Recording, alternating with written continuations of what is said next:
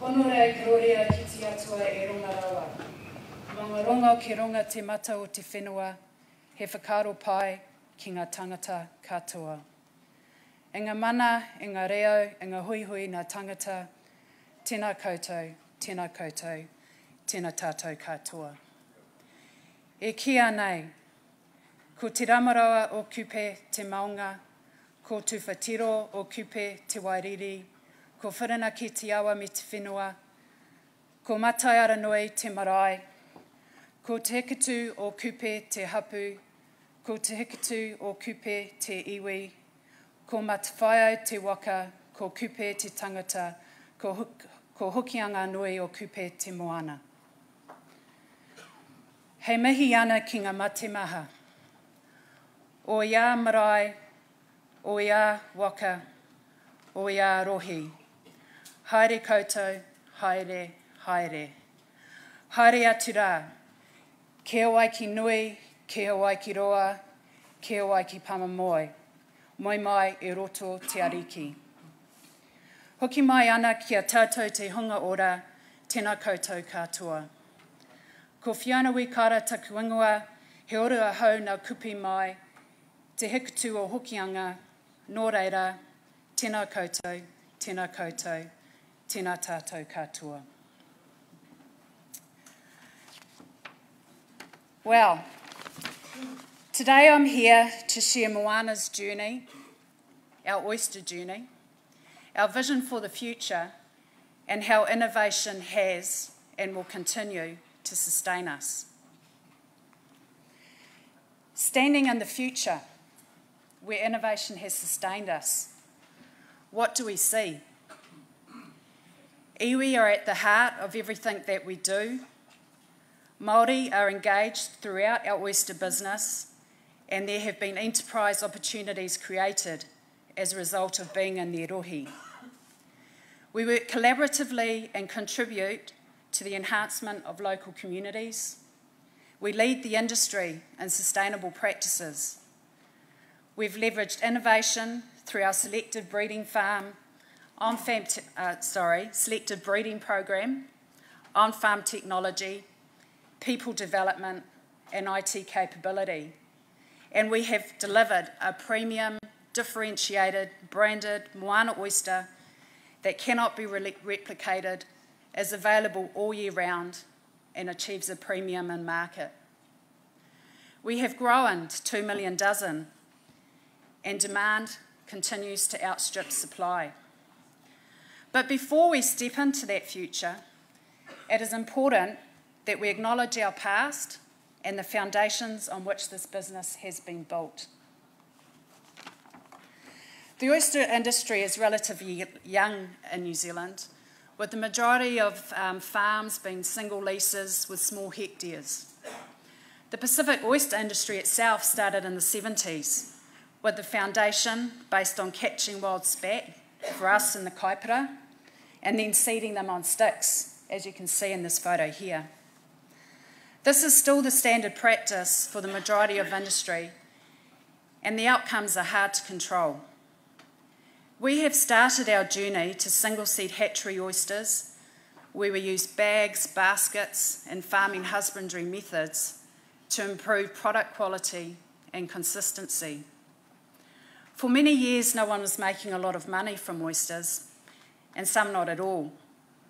It has taken several decades for the industry to move from its infancy to now, where there has been margin creation with scale and price realisation achieved in market.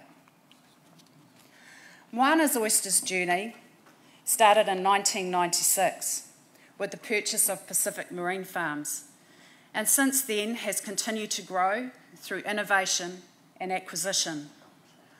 From the outset, Moana saw the advantages of using selective breeding and improved husbandry practices to produce an oyster that outperformed the equivalent oyster caught from wild spat and grown on sticks. To enable this transformation required investment in both a selective breeding program and infrastructure capability. In 1998, only 2 years into its oyster journey, Moana began its selective breeding program. with the initial focus being to breed an improved shape, meat-to-shell ratio, and improved growth rates and yields. Moana also saw the competitive advantage in investing in single seed technology. The competitive advantage of single seed is that it's available 12 months of the year. To enable this transition required strategic partnerships and investment in R&D and infrastructure capability. This journey in partnership with Cawthron began in 2008. However, in 2010, a crisis hit the industry with the outbreak of the Hpv virus. We all thought oysters were indestructible, but it wasn't the case, and it probably wiped out 70–80% of the industry. That was devastating. That basically was why I left Cleveland Coast Oysters. Had to drop 20 staff. Unfortunately, I was one of them. I lost my house. I went on to Australia, and then 2 years later I had the same thing happen. Yeah, it was devastating for a lot of people. Grown men cry, myself probably included. Yeah, a lot of hard work went in, and basically a lot of oysters were lost in a very short time. It was like a nuclear bomb went off in the whole industry. It happened that fast. You know, we could have given up and gone and found an easier job, but we said, no, this is probably an opportunity, so just farmed our way through it. Moana were the driving force, especially Don Collier and Vince Siddle. They really saw the foresight to get into selective breeding families that were resistant to the oyster virus. We, as a whole, we are probably a good 3 or 4 years ahead of anything else that's going on in the Southern Hemisphere as far as our breeding program. With all the work and the money they spend on the oyster production, yeah, we're right up to scratch again. Well, I look back at it now as maybe the virus was a godsend. It changed everything. Out of this crisis came transformation and courageous decisions made by the Moana board. When other players were exiting the oyster industry, Moana, under the strong leadership of Don Collier and Vince Siddle, actively invested and focused its efforts into accelerating the transition from wild spat to a fully integrated single-seed hatchery business. The virus forced the rest of the industry to look at alternative ways to grow oysters. In this time of crises, the industry rallied. With government support through research funding, Moana's selective breeding program became an industry program, with the focus moving to breeding improved virus resistance. The virus initially only hit the North Island and was not present in the South Island. Moana saw an opportunity to develop intermediate grow-out farms in the top of the South Island and grow the oysters to 50 millimetres when they were more resilient to the virus. To enable this, we partnered with a startup company called Marlborough Oysters Limited, who developed a subtidal farming system in the Marlborough Sounds. Through this partnership, Marlborough Oyster Limited has developed a flip farm technology which now has the potential to transform our farming operations. In 2012, Sanford made the decision to exit the oyster industry, and Moana took this opportunity to purchase their Northland farms. And Tangaroa today is now our biggest farm, with producing nearly 1 million oysters. In 2017, Moana once again took control of its selective breeding program in partnership with Waiheke Marine Farms.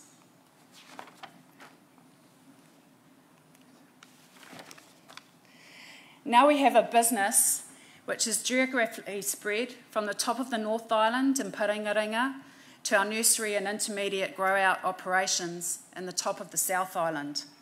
We see this geographic spread gives us strategic benefits of biosecurity risk mitigation, increased harvestable days, great growing areas, and water space for future growth. This here is where it all starts, on the Cawthron site in Nelson, where the hatchery and nursery operations are situated. Here is our business today. baby oysters, what we call spat. We get them at 800 micron grade size, so that's basically less than a millimetre in size. They look like grains of sand when we first get them, and we'll grow them from 800 microns, so 0.8 of a millimetre, all the way through to 8 millimetre grade size. And grading is a really important aspect of the nursery growth because they're growing fast. They're not growing completely evenly, so we've constantly got to separate out the faster growing ones from the slower growing ones. Otherwise you end up with a whole heap of really big oysters and lots of little ones. That's probably about 50% of the effort that we spend in the nursery is just grading the spat. Once they get to that 3 millimetre grade size, they go outside into the raceways. It's a bit of a graduation for them because inside we're treating them like babies, really gentle. They don't spend a lot of time out of the water. Once they get outside, that changes. They get regular time out of the water as if they're getting a low tide.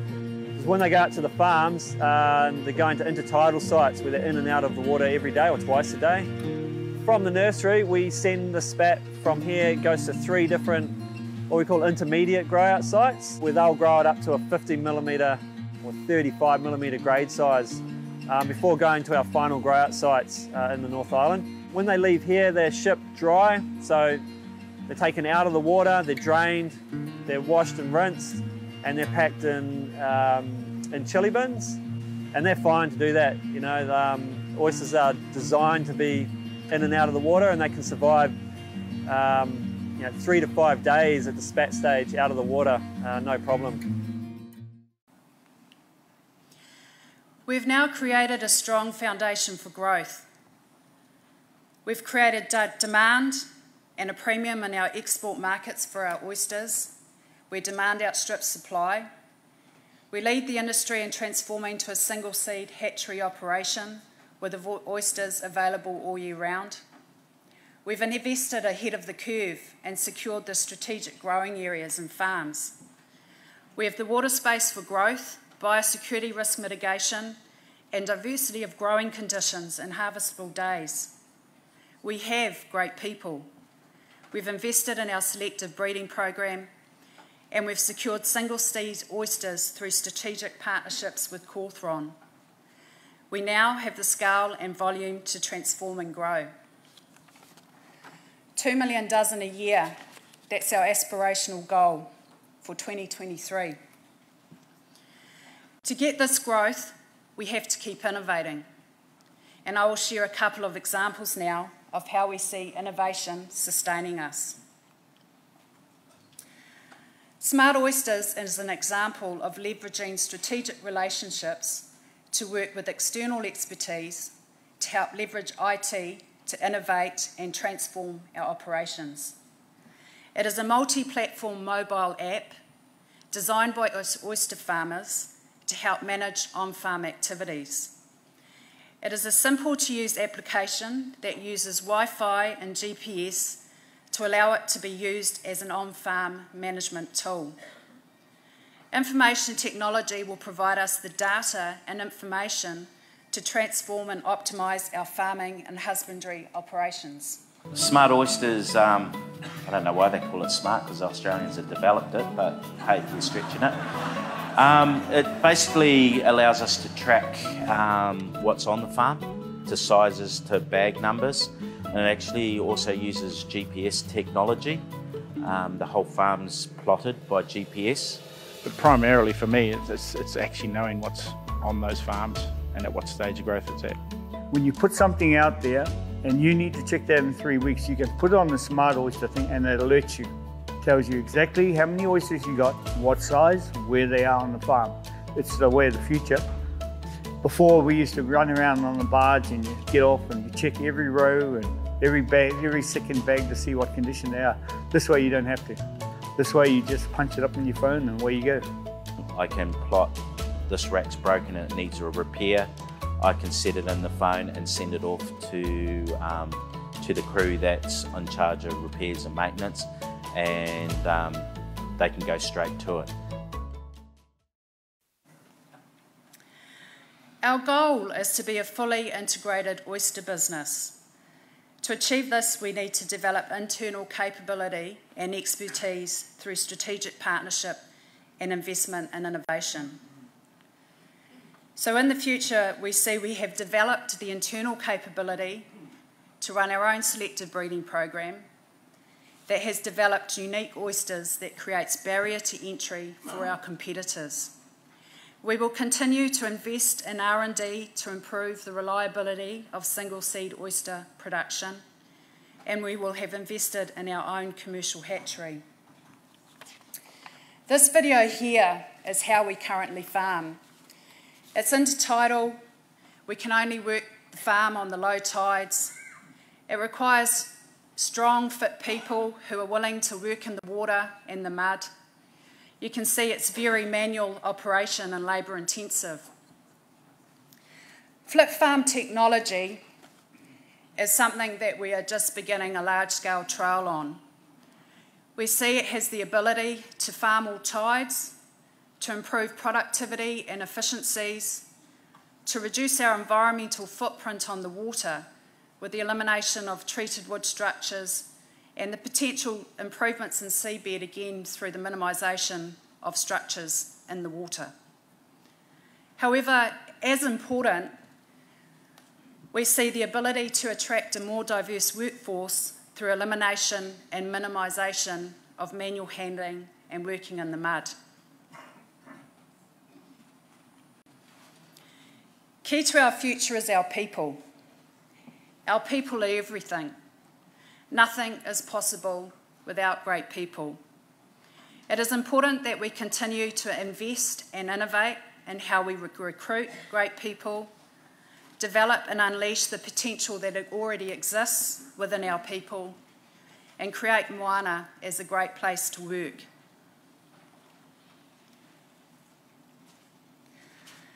None of this is achievable without the support of iwi and our communities. And we look to innovate in how we work collaboratively with them to enhance our economic, social and environmental outcomes in those communities in which we are situated. Here is a flavour of how we currently engage with our communities. Around here, we try our best to actually be in a part of the community as a Moana worker. We clean up the harbour. We do trips down the harbour. We clean up everything in the harbour, like all the beaches and all the things.